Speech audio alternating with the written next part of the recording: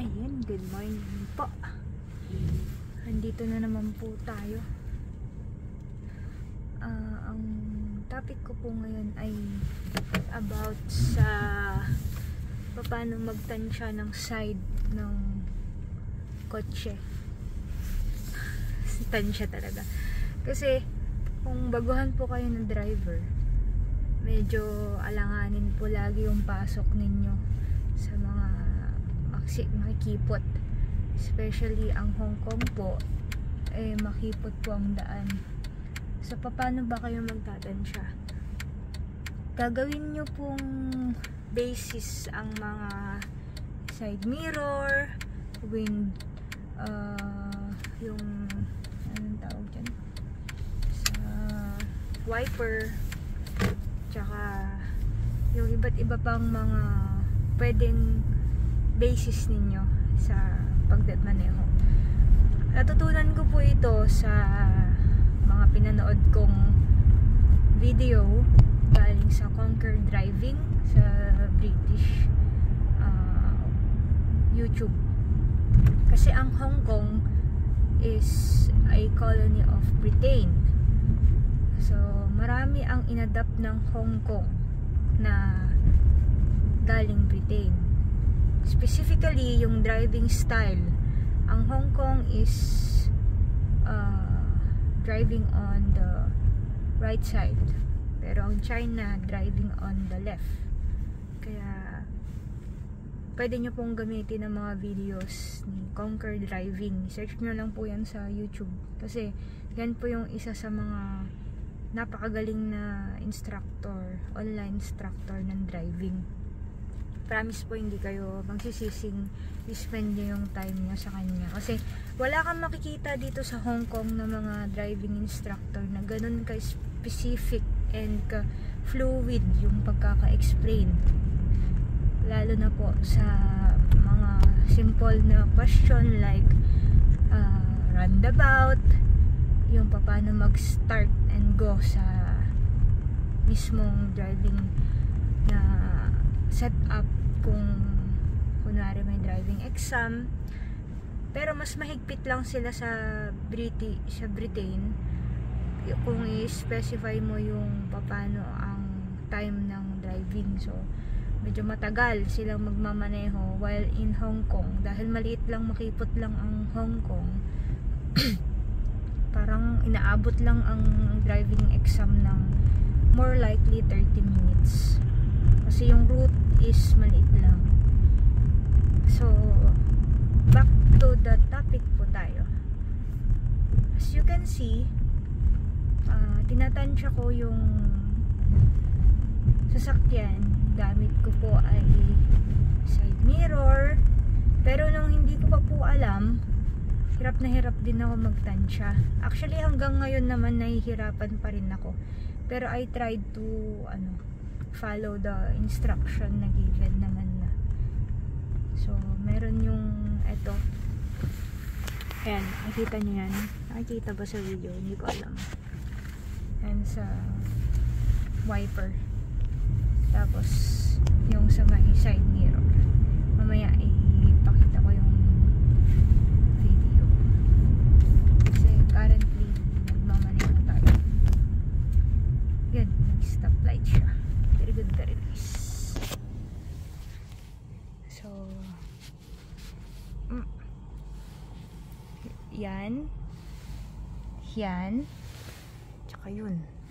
Yan po yung ginagamit ko. Tapos itong manobela, gagawan mo ng line. Yan.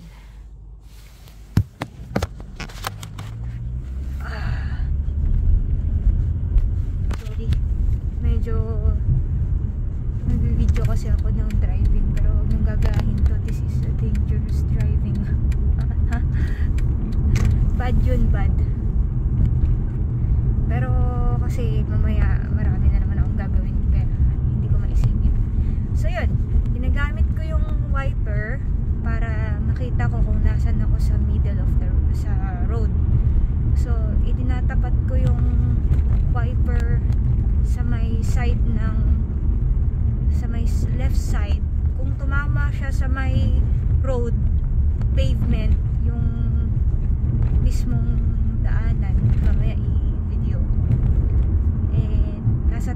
location ako ng sasakyan. Tapos I imagine myself in the middle of the road. Tanggalin mo yung sasakyan, dapat nasa middle ka ng road. Yun yung lagi kong ini-imagine kung halimbawa nakatayo lang ako sa daan. So maraming imagination ang nagaganap kapag nagtatansya ka ng sasakyan. Tapos dun sa may side mirror, makikita mo ang location mo based dun sa gaano kalayo yung line doon sa may side mirror mo papunta sa may gulong mo, sa may mismong sasakyan. So doon minsan para matansya ko yung nasan na ako sa daanan, talagang dinidikit ko yung sasakyan sa may line para makita ko sa side mirror. Kasi mas feel safe ako kung medyo mas nasa gitna ako ng daan, yung medyo right side ako kaysa sa left side, kasi blind spot ko ang left side. Ang right side ko is hindi ko blind spot kasi nandudun ako sa right area ng sasakyan. So para sa mga katulad kong learning pa din and up to now so maigi lang na pag-aralan nyo, kasi hindi lang kasi isang sasakyan ang nahahawakan ko. That's the problem. Kaya kailangan ko palagi na maghanap ng pagtatansyaan ko, lalo na sa mga gamit ko. May maliit, may malaki. Kung hindi mo laging gamit yung sasakyan, more likely hindi kayo bati. So yung mga kagaya ko, ang kailangan ninyong gawin pa is mas mag-focus kayo sa safety. Kapag on the road kasi kayo, parang nagkakaroon kayo ng anxiety kung paano kayo magdadrive ng maayos. So kasi mabibilis ang sasakyan dito. Minsan bumubusina sila kapag tumatakbo ka ng 30, yung parang nararapel ka. So hayaan nyo lang yung mga nagbubusina sa inyo, lalo na pag baguhan kayo. Hayaan nyo lang yon. Ang importante sa inyo dapat is safety ninyo at yung mga kasalubong ninyo. As long as hindi kayo nagkakaroon ng driving flaws, take time lang sa pagmamaneho. Huwag nyong paandarin ng 80 kung hindi nyo kaya. Noong una ako parang 60 lang yung takbo ko, 60-70. Tapos sabi ng amo ko, masyado tayo mabagal, sabi niya. So nagdagdag ako until such time na naka 80 na ako. So no, confident na ako, okay, ginagawa ko na yung 90. Tapos nagwa 100 din sa 100 na area. Yun lang yung tips ko sa inyo, kasi hindi naman ako professional na instructor ng driving. Pero ang isa sa pinaka the best tip na maipapayo ko is yung aralin ninyo yung Conquer Driving na channel dito sa YouTube. Doon kayo mag-spend ng time ninyo. Kasi marami nagtatanong paano ang ganito, paano ang ganyan.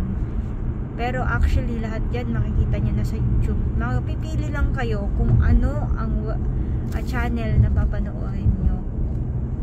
Kasi meron yung left side kayo nag-aaral, right side naman yung pagmamaneho dito sa Hong Kong. So hindi siya appropriate na gamitin. Appropriate sa ibang aspect, pero not necessarily helpful.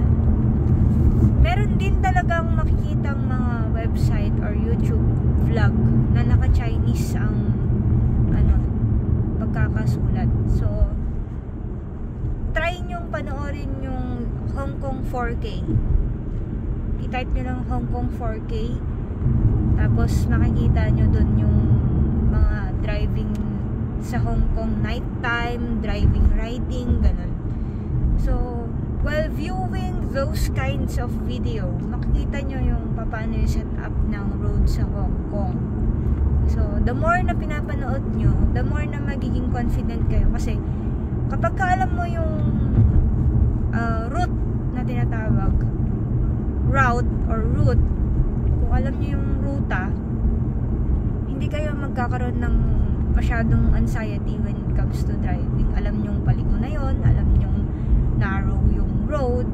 Let's say pupunta kayo sa peak, makakabisado nyo yung route doon kung napanood nyo na yung dadaanan ninyo mismo. Kasi doon bawal magkasalubungan dalawang bus kasi magbabanggaan na sila, ganun kaikli yung daanan. Ewan ko ba naman ba't di nila iayos yun, yung yaman-yaman ng Hong Kong. Charing! Ayun, so yun, may pulis. Sa mga mag-e-exam dyan, mag-iingat kayo palagi. Minsan lang tayo magkamali, masisira na buhay natin, lalo na pag may mga pulis na ganyan. So, pero hindi ko dinidiscourage yung mga mag-e-exam. Exam lang kayo hanggang mayroon kayong capability. Kasi yung gagastusin nyo dito kapag ginastos nyo na at nakakuha kayo ng lisensya, babalik ng triple. Sisipagan nyo lang mag-aral. So, yun lamang po. Maraming salamat. Goodbye.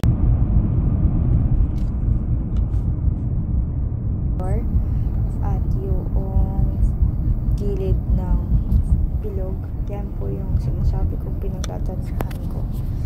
Pero, mas natatansya ko yung sa may pavement, kung makikita nyo. Ito siya. Yun sa may wiper. Yung wiper na box doon. Doon ako nagtatansya. Pag napunta na siya doon sa line, nakita nyo yung taas sa line, doon ko siya sinasagad.